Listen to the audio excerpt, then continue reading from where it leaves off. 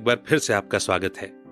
अब आज की बुक समरी का टाइटल है मून वॉकिंग विद आइंस्टाइन। आप सोच रहे होंगे कि कितना अजीब टाइटल है ना?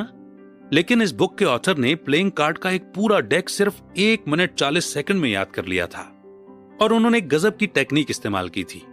उन्होंने अल्बर्ट आइंस्टाइन को चांद पर चलते हुए इमेजिन कर ये कमाल करके दिखाया था। वैसे पता है, हम अपनी मेमोरी को ना कई बार बड़ा हल्के रूप में ले लेते हैं। हमें इसकी याद तभी आती है जब हमारी मेमोरी हमें हेल्प नहीं करती या हमें कुछ याद नहीं आ रहा होता और हम भूलने लग जाते हैं, तब हमें इसकी वैल्यू होता है ना? तो आज की बुक समरी मेमोरी को शार्प बनाने के लिए ही है। तो आज की बुक समरी है मून वॉकिंग विद आइंस्टाइन। इस बुक समरी से आप सीखेंगे कि चीजों को परफेक्टली और जल्दी कैसे याद किया जा सकता है। आप ये भी जानेंगे कि आइंस्टाइन के साथ खुद को मून वॉक करते हुए इमेजिन करना आपको चीजें याद करने में कैसे मदद कर सकता है। इस बुक के ऑथर हैं जोशुआ फॉर। जोशुआ एक अमेरिकन जर्नलिस्ट हैं। 2006 में उन्होंने यूएसए मेमोरी चैंपियनशिप जीता था। उनकी book moon walking with Einstein उस सफर के बारे में बताती है जिसने उन्हें यह टाइटल जीतने में मदद की थी। उनके आर्टिकल कई न्यूज़पेपर जैसे द न्यूयॉर्कर और द वॉशिंगटन पोस्ट में पब्लिश हुए हैं। तो आइए शुरू करते हैं आज की book summary moon walking with Einstein, the art and science of remembering anything bye Joshua for. क्या आपको कोई चीज याद करने में परेशानी होती है? क्या आप सिंपल काम जैसे ग्रोसरी शॉपिंग को याद रखने के लिए अपने फोन का सहारा लेते हैं? क्या आप चाहते हैं कि आप कभी भी कुछ ना भूलें? तो ये बुक आपको सिखाएगी कि सिर्फ अपने दिमाग का इस्तेमाल करके आप अपनी याददाश्त को कैसे ज्यादा से ज्यादा बढ़ा सकते हैं। हालांकि सब कुछ याद रख पाना नामुमकिन है, लेकिन ये बुक आपके याद रखने की एबिलिटी को बढ़ाने में मदद करेगी। आप चंकिंग नाम की मेमोरी टेक्निक के बारे में सीखेंगे जिसका इस्तेमाल मेमोरी कंपटीशन में किया जाता है। आप इस बारे में जानेंगे कि कैसे चीजों को याद रखने से हमें लगता है कि हम एक लंबा जीवन जी रहे हैं। आप मेमोरी पैलेस नाम की एक और मेमोरी टेक्निक के बारे में जानेंगे जो आपको न सिर्फ चीजों को तेजी से याद करने में मदद करेगा बल्कि आपको अपने क्रिएटिव साइड को टटोलने के लिए एनकरेज भी करेगा। हमारी याद करने की एबिलिटी एक एक्सरसाइज की तरह होती है।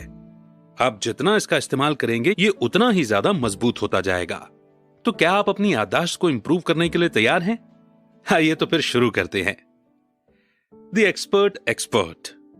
वैसे तो ब्रेन बहुत सारे काम करता है, लेकिन वो जो सबसे कमाल की चीज कर सकता है वो है याद करना। हालांकि हम इसे सिर्फ तब नोटिस करते हैं जब यह काम नहीं करता, लेकिन हमारी मेमोरी ही हमें बनाती है, हमें एक शेप देती है।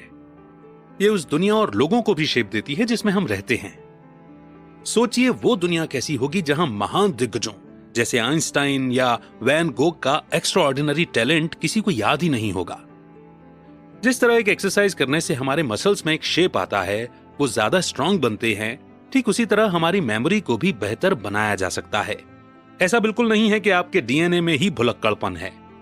ये सिर्फ इस बात पर डिपेंड करता है कि आप इंफॉर्मेशन कैसे लेते हैं और उसे कैसे याद रखते हैं। इस बुक के ऑथर जोशुआ एक मिशन पर निकले ताकि अपनी मेमोरी को हर एंगल से समझ सकें, स्टडी और इंप्रूव कर सकें।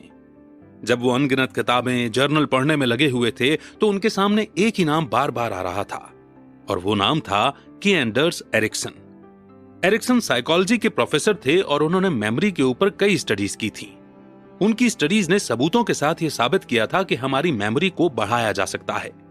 शायद एरिक्सन की सबसे फेमस स्टडी एसएफ पर थी, एक साथी साइकोलॉजिस्ट बिल चेस के साथ। उन्होंने एसएफ को एक मेमोरी टेस्ट करने के लिए पैसे भी दिए जो लगभग 250 घंटों तक चला। वो टेस्ट इतना मुश्किल नहीं था। इस टेस्ट में कई नंबर्स को धीरे धीरे पढ़ा जाता था और एसएफ को उसे याद कर सेम ऑर्डर में रिपीट करना था। शुरुआत में एसएफ सिर्फ शुरू के 7 डिजिट को याद कर पाया, लेकिन एक्सपेरिमेंट के खत्म होते होते एसएफ 70 या ज्यादा डिजिट याद कर पा रहा था। यह काफी इंप्रेसिव था क्योंकि हम तो अक्सर 10 डिजिट का फोन नंबर भी याद नहीं रख पाते। इस जबरदस्त एक्सपेरिमेंट ने यह साबित कर दिया कि कोई भी इंसान अपनी मेमोरी को इंप्रूव कर सकता है। इस डिस्कवरी से इंस्पायर होकर और भी कई स्टडीज और एक्सपेरिमेंट किए गए। जल्दी ही एरिक्सन का नाम मशहूर होने लगा और लोग उन्हें एक्सपर्ट्स का एक्सपर्ट कहने लगे। यह दावा कि किसी भी फील्ड में एक्सपर्ट कहलाए जाने के लिए एक इंसान को 10,000 घंटों की प्रैक्टिस करनी पड़ती है, इसके पीछे भी एरिक्सन का ही नाम आता है।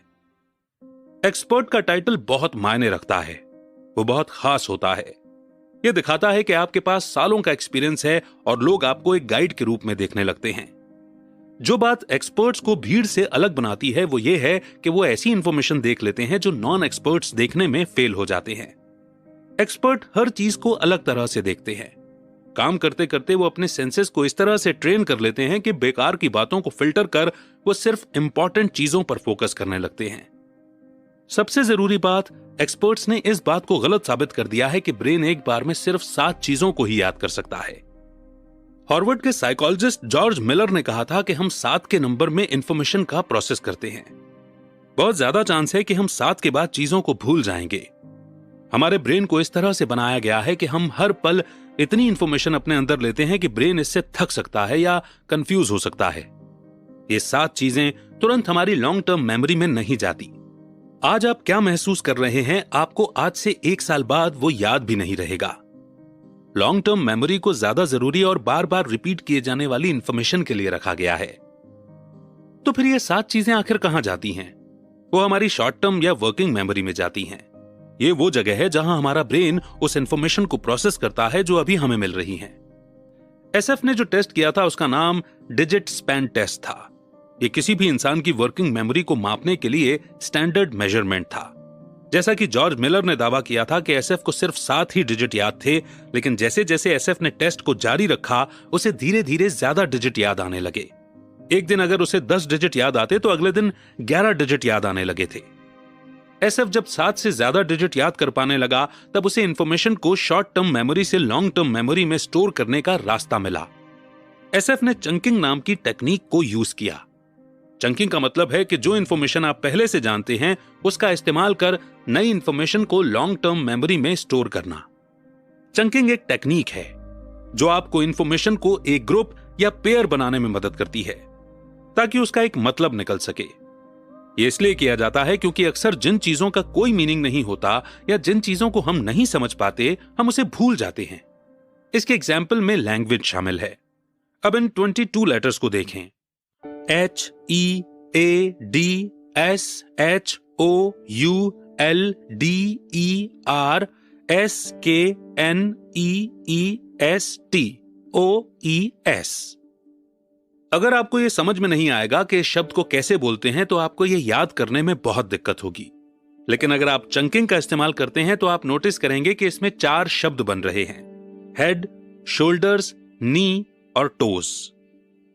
एक और एग्जाम्पल है बड़े नंबर को याद करना।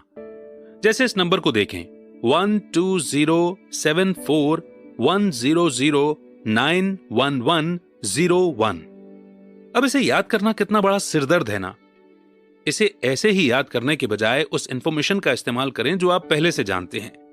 जैसे पर्ल हार्बर पर 7 दिसंबर 41 के दिन हमला हुआ और 11 सितंबर 2001 का वो दर्दनाक हादसा हुआ था जब अमेरिका में आतंकवादियों ने वर्ल्ड ट्रेड सेंटर पर हमला किया था। तो क्या आप देख सकते हैं कि चंकिंग चीजों को याद रखना कितना आसान बना देता है। हालांकि एसएफ को नहीं पता था कि वो जो कर रहा है वो चंकिंग था। वो उसे अनजाने में ही टेस्ट में इस्तेमाल कर रहा था। एसएफ एक रनर था और एरिक्सन ने उसे जो नंबर दिए थे उसने उसे रनिंग टाइम से जोड़ने की कोशिश की। एग्जाम्पल के लिए एसएफ ने नंबर 3492 को 3 मिनट 49 सेकंड और 2 मिली सेकंड के रूप में अपनी लॉन्ग टर्म मेमोरी में याद किया। जब तक किसी चीज का मतलब समझ में ना आए उसे याद रखना मुश्किल होता है। एसएफ ने इस बेमतलब के नंबर्स को याद रखने के लिए अपने रनर होने के एक्सपीरियंस को यूज किया ताकि इसका एक मीनिंग बन सके। तो चंकिंग टेक्निक को समझने के साथ साथ जिसे हम भी कहीं न कहीं अनजाने में यूज करते रहे हैं, अब आगे बढ़ते हैं और समझते हैं the most forgetful man in the world. Memory loss या याददाश्त चले जाने के ऊपर न जाने कितनी मूवीज बनी हैं, कितनी किताबें लिखी गई हैं। एक नाम तो मुझे गजनी का याद आ रहा है। जरा सोचकर देखिए, अगर आपको बस कुछ सेकंड के लिए ही चीजें याद रहें और उसके बाद आप सब कुछ फिर से भूल जाएं तो वो कितना दर्दनाक होता होगा ना। 48 साल के ईपी बेचारे इसी कंडीशन के साथ जी रहे थे। जोशुआ जब मेमोरी पर स्टडी करने के लिए अपने सफर पर निकले तो उनकी मुलाकात ईपी से हुई। वो कैलिफोर्निया यूनिवर्सिटी और San Diego VA medical centre के न्यूरो साइंटिस्ट और मेमोरी पर रिसर्च करने वालों के साथ ईपी से मिलने गए। वहां उन्हें पता चला कि वो लोग पिछले 10 सालों से ईपी को स्टडी कर रहे थे। उनकी स्टडी न्यूरोसाइंस और मेमोरी के फील्ड के लिए बहुत अहम साबित हो सकती थी। ईपी एक नरम दिल और दयालु आदमी थे। वो इन लोगों से अनगिनत बार मिल चुके थे, लेकिन अपनी कंडीशन की वजह से वे हर बार उनसे ऐसे मिलते जैसे पहली बार मिल रहे हों। उन लोगों ने ईपी पर कई कॉग्निटिव टेस्ट किए। ईपी के चेहरे पर आश्चर्य था। वो सोच रहे थे, ये अजनबी मेरे घर में ये सब क्या कर रहे हैं। ईपी को बेसिक चीजें याद थी, जैसे खाना कैसे बनाते हैं या लिफाफा किस काम के लिए होता है वगैरह, लेकिन वो उन चीजों को याद नहीं कर पा रहे थे जिसमें टाइम फैक्टर शामिल था। एग्जाम्पल के लिए यह इंटरव्यू 1992 में लिया गया था, और जब ईपी से आखिरी प्रेसिडेंट के बारे में पूछा गया तो उन्होंने फ्रैंकलिन रूजवेल्ट का नाम लिया, जिन्होंने अपना टर्म 1945 में खत्म किया था। उनके बाद तो कई लोग प्रेसिडेंट बने थे, लेकिन ईपी को किसी का नाम याद नहीं था। असल में ईपी पर एक खतरनाक वायरस हार्पेस सिम्प्लेक्स ने हमला किया था और उनके ब्रेन के कुछ हिस्सों को खोखला कर दिया था। इस वजह से उनके ब्रेन का वो हिस्सा काफी डैमेज हो चुका था। वायरस ने ईपी के मीडियल टेम्पोरल लोब्स को खराब कर दिया था, जो मेमोरी के लिए जिम्मेदार होते हैं। मीडियल टेम्पोरल लोब्स के अंदर हिप्पोकैम्पस होता है, जिसका काम होता है शॉर्ट टर्म मेमोरी को लॉन्ग टर्म मेमोरी में बदलना। ईपी अब एक वीडियो रिकॉर्डर की तरह हो गए थे। वो चीजों को देखते थे, नोटिस करते थे, लेकिन उसे याद नहीं रख पाते थे। ईपी को दोनों तरह का एमनीजिया था, यानी भूलने की बीमारी, एंटीरोग्रेड और रेट्रोग्रेड। एंटीरोग्रेड एमनीजिया का मतलब था कि वो नई मेमोरी या यादें नहीं बना सकते थे। रेट्रोग्रेड एमनीजिया के कारण वो 1950 के बाद हुई पुरानी यादों को याद नहीं कर सकते थे। हालांकि ईपी की हालत के बारे में सुनकर किसी को भी दुख होगा, लेकिन अच्छी बात तो यह थी कि वो इस बात से बिल्कुल अनजान थे कि उन्हें भूलने की बीमारी थी। मान लीजिए कि आप ईपी से कहते हैं कि उन्हें बहुत ही खतरनाक भूलने की बीमारी थी, तो उस वक्त ईपी को शॉक लगेगा और वो परेशान भी हो जाएंगे। लेकिन जैसे ही उनका ध्यान किसी दूसरी चीज पर गया तो वो इस बात को भी भूल जाएंगे। हम लोग जिंदगी में न जाने कितनी चीजों की कदर नहीं करते। कई चीजों को हम टेकन फॉर ग्रांटेड ले लेते हैं, जैसे हमारी फैमिली, हमारी बॉडी और हमारे याद रखने की एबिलिटी। अब हम जान गए हैं कि मेमोरी के लिए टाइम फैक्टर इंपॉर्टेंट होता है। अगर आप टाइम को कंसिडर नहीं करेंगे तो किसी भी मेमोरी को याद कर पाना बहुत मुश्किल हो जाएगा। अगर टाइम का जिक्र नहीं होगा तो हम पार्टी या किसी सेलिब्रेशन को कैसे याद कर पाएंगे। एक बात यहां पर ध्यान देने की जरूरत है कि ऑथर ने यहां टाइम को साइकोलॉजिकल टाइम कहा है। इसका मतलब है कि आपके हिसाब से आपकी जिंदगी कितनी फास्ट या स्लो चल रही है। तो क्या सच में जब आप बहुत सारा काम कर रहे होते हैं तो टाइम बहुत जल्दी निकल जाता है, या जब आप खाली बैठे होते हैं तो टाइम पास ही नहीं होता?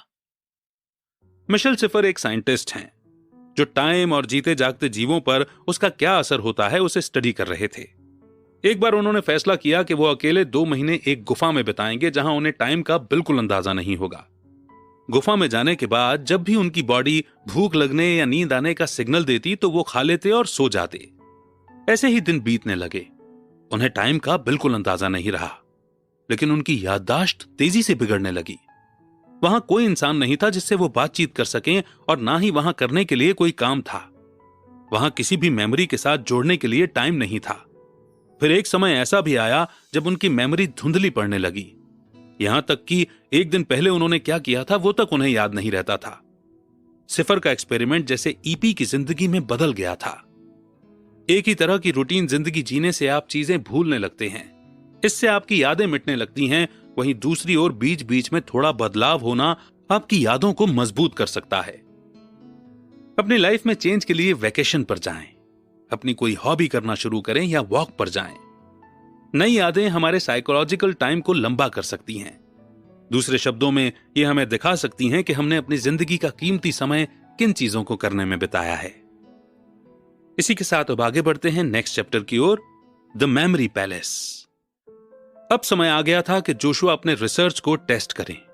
उन्हें ग्रैंड चैंपियन एड कुक से मिलने का मौका मिला। पूरी दुनिया में मेमोरी टूर्नामेंट ऑर्गेनाइज किए जाते हैं। जोशिया ने एड से सलाह मांगी कि कैसे बहुत सारी चीजों को पूरी तरह से याद रखें। आज हमारी इतनी खराब याददाश्त होने का कारण हमारे पूर्वज भी हैं। उन्हें वो सब याद नहीं रखना पड़ता था जो आज हमें याद रखना पड़ता है।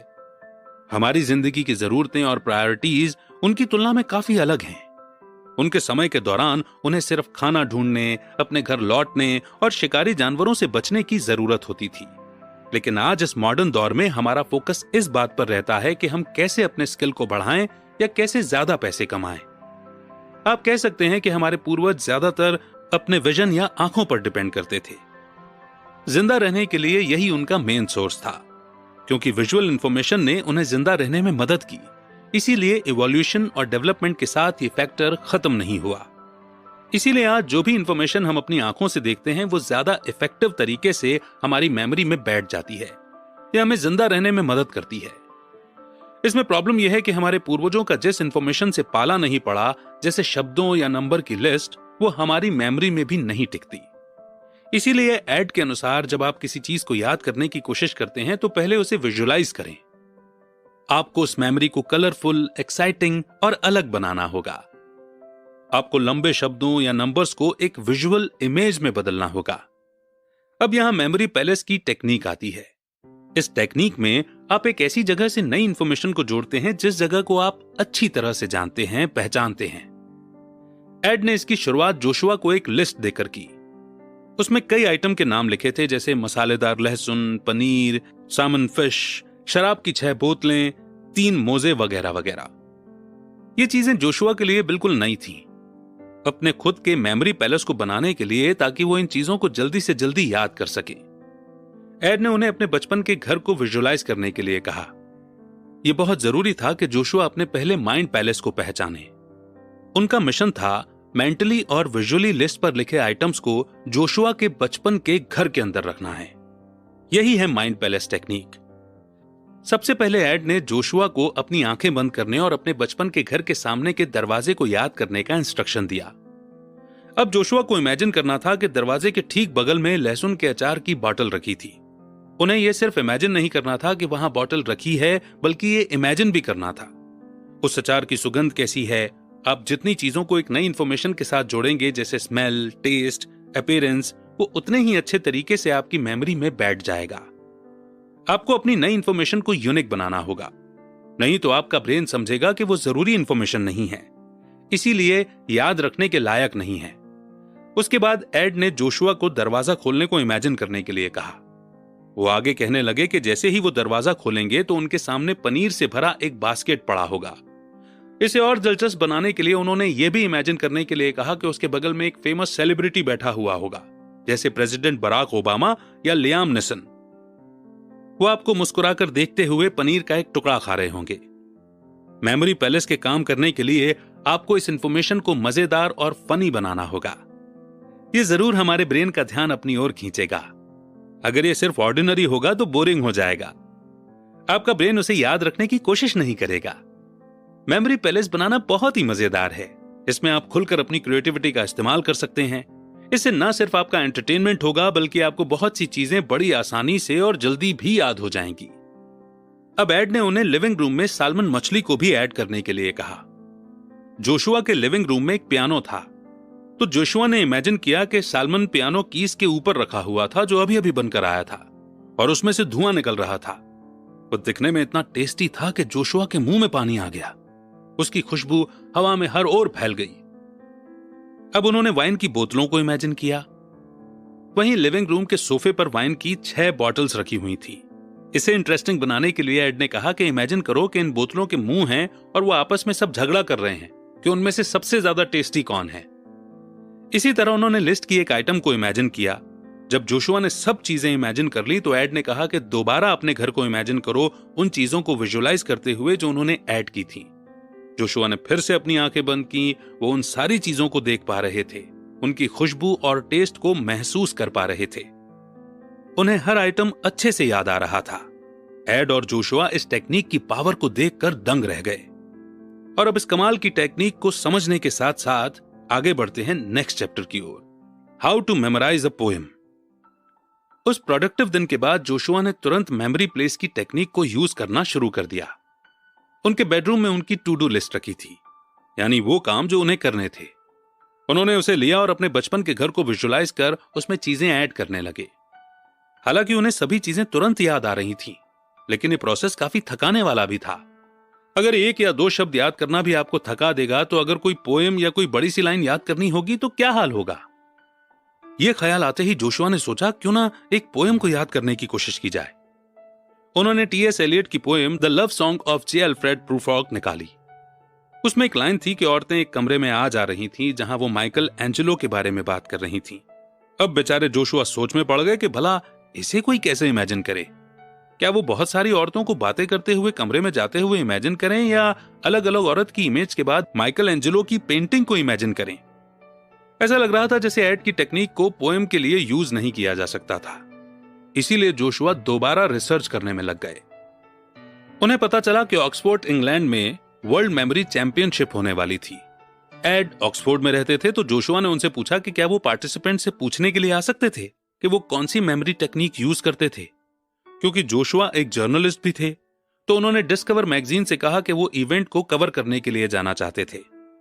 वहां एक जर्मन कंटेस्टेंट था, गुंथन कार्स्टन, जो 1998 से मेमोरी कंपटीशन जीत रहा था। उसने जोशुआ को बताया कि वो अपने माइंड में विजुअलाइज करने से पहले एक ही लाइन को 2 या उससे ज्यादा बार रिपीट करता था। ऐसे शब्द जिनके लिए विजुअलाइज करना मुश्किल है, जैसे एंड या द, उनके लिए वो अपनी इमेज की एक अलग डिक्शनरी बनाता था। वो एंड को एक सर्कल के रूप में इमेजिन करता था, क्योंकि ये इंग्लिश वर्ड एक जर्मन वर्ड RUND के साथ राइम करता था, जिसका जर्मन में मतलब होता है राउंड यानी गोल। चैंपियनशिप में जहां ज्यादातर आदमी गंथर की ही टेक्निक यूज कर रहे थे, औरतों ने एक अलग तरीका अपनाया। पोएम को याद करने के लिए वो अपने इमोशंस का इस्तेमाल करते थे। ऑस्ट्रिया की एक कॉन्टेस्टेंट कोरिना ड्रेशल ने जोशुआ को बताया कि वो पोएम को तब तक याद नहीं कर सकती जब तक उन्हें उस पोएम का मतलब समझ ना आए। मीनिंग समझने के बाद ही वो उसे महसूस कर पाती थी। वो पोएम को इमेज के साथ नहीं बल्कि अपनी फीलिंग्स के साथ जोड़कर याद करती थी।